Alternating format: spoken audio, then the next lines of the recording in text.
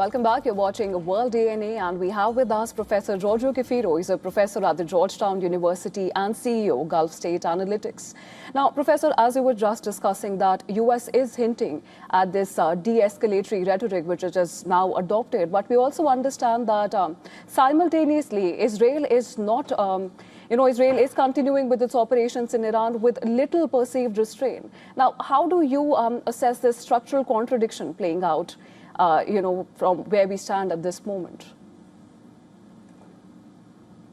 Yeah, I think this speaks to an important dynamic in this war, which is that the U.S. and Israel are not exactly on the same page. While both Washington and Tel Aviv would like to see Iran cease to be a country that resists American and Israeli hegemony in the region and cease to be a country that sponsors resistance organizations in the Middle East, the goals do seem to be different, or at least the strategies and priorities certainly seem to diverge. I think Israel is very much focused on toppling the Islamic Republic, and if short of that, at least pushing for civil war and chaos inside Iran with the hope that the nation state will fragment along ethnic lines. The United States is more vulnerable to disruptions to the stock market and global energy markets. And the U.S. is obviously concerned about rising oil prices. And therefore, the U.S., unlike Israel, is sort of balancing its interests in intensifying the pressure on Iran on one side with trying to achieve more stability in terms of the global economy, protecting the global economy from all the shocks and the disruptions that this conflict has caused.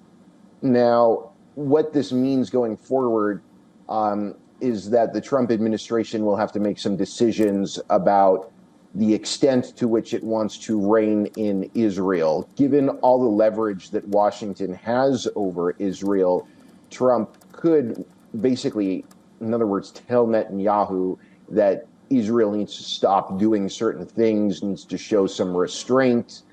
That is something that Trump could do in one phone call.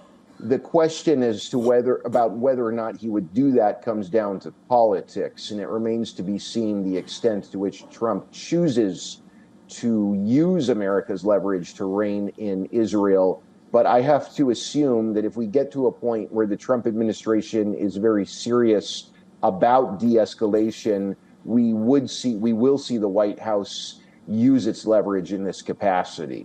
Professor, you spoke about de-escalation, and if the Trump camp is looking at that at this point, but then let's just go over what has just happened. The strike on a nuclear power plant that has been reported to the IAEA by Iran, and this is seeming like another escalation. It's in Bushehr, and if I were to just go over what happened a few days ago, there was a strike on the Natanz nuclear installation by the US and Israel. And within a day or number of hours, Iran carried out strikes on Dimona and Arad. Now, after what has just happened in Bushehr, do you anticipate a similar reaction coming in from Iran, which completely throws the de-escalation conversation out of the window? Well, yeah, these incidents are disturbing, and the international community is rightfully worried, justifiably worried about what all of this means. There is an interest that all countries in the world have in seeing to it that attacks of this sort are off limits. Concerns about the radiological effects are very real, and these risks are taken seriously by the international community. We definitely saw a couple of days ago with Iran's attacks on Dimona that Tehran is willing to play tit for tat when it comes to these attacks on nuclear facilities.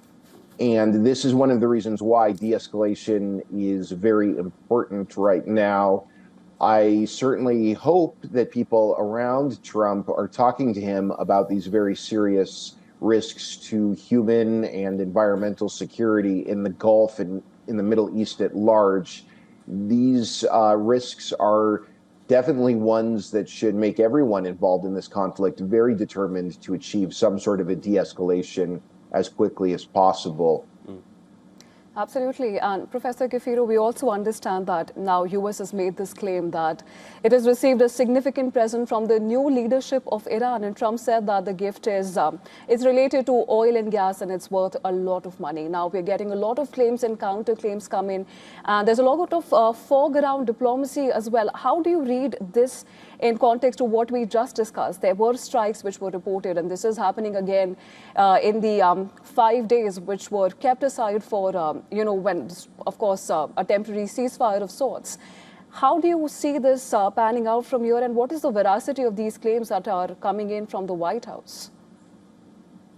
I definitely want to look at concrete facts before coming to any sort of a conclusion. I'm not really sure what Trump is actually talking about here. As we were mentioning a few moments ago, he's very big on creating headlines, creating certain optics, making it seem as though the Iranians are very interested in talking to the United States, making it seem as though Tehran is on the verge of making huge concessions to Washington in the interest of winding down this conflict.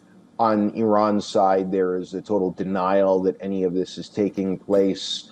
I don't actually know what's going on, but I think that sometimes when we hear these kinds of bold assertions from Donald Trump, until we have some real concrete facts to look at, we need to take much of what he says with a grain of salt.